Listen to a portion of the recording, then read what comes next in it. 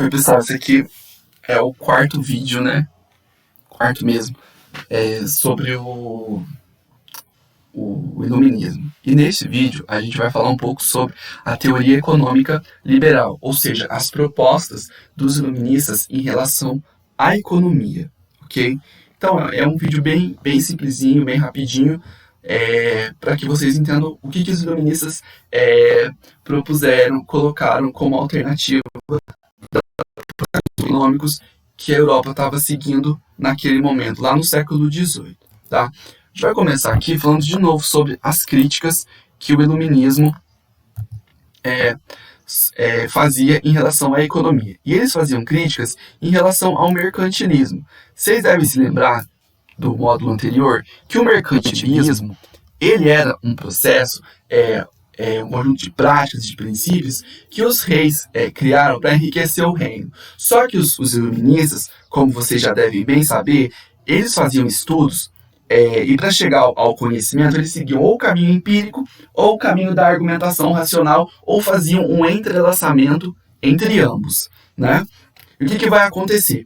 Os iluministas eles vão perceber, eles vão identificar várias falhas do mercantilismo, certo? E vão surgir duas propostas alternativas em relação a essas práticas que os reis faziam. Uma vai ser a fisiocracia, certo? E a outra vai ser o liberalismo econômico. Certo? Fisiocracia é uma palavra grega que quer dizer governo da natureza. E foi um pensamento bastante forte, principalmente na França, durante o século XVIII.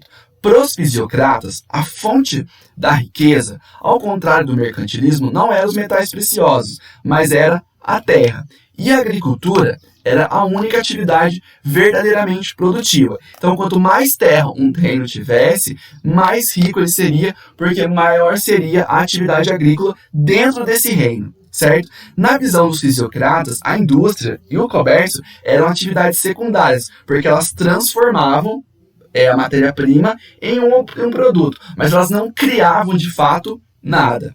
E o maior nome da fisiocracia foi um francês chamado François Queneau.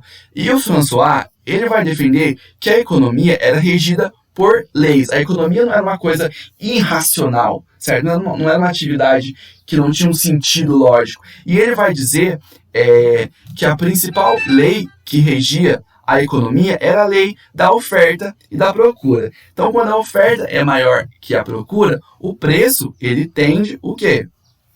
Quando a oferta é maior que a procura, o preço tende a baixar e vice-versa, certo?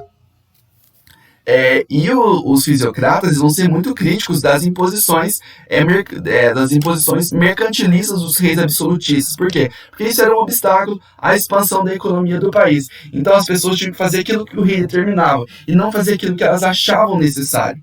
Então os fisiocratas eram muito críticos em relação aos reis absolutistas e ao mercantilismo. Mas uma outra vertente, e essa ficou muito famosa e até hoje ela permanece, é o chamado liberalismo econômico. O liberalismo econômico ele vai surgir na Grã-Bretanha, lá na Inglaterra, e vai ser formulado por um escocês chamado Adam Smith, que vai viver no século XVIII, de 1723 ao ano 1790. Parte do pensamento do Adam Smith ele está presente e resumidinho num livro chamado Uma Investigação da Natureza e da Causa da Riqueza das Nações. Ele tenta desenvolver um trabalho racional e empírico que tenta explicar por que tem um reino que é tão pobre, por que tem um reino que é tão rico. E a conclusão que o Adam Smith vai chegar é que, na verdade, é o trabalho livre, o trabalho assalariado, o trabalho que rende lucro para a pessoa que trabalha, a verdadeira fonte da riqueza de uma nação. Não são os metais preciosos, não são as terras que são as fontes de riqueza, mas o trabalho.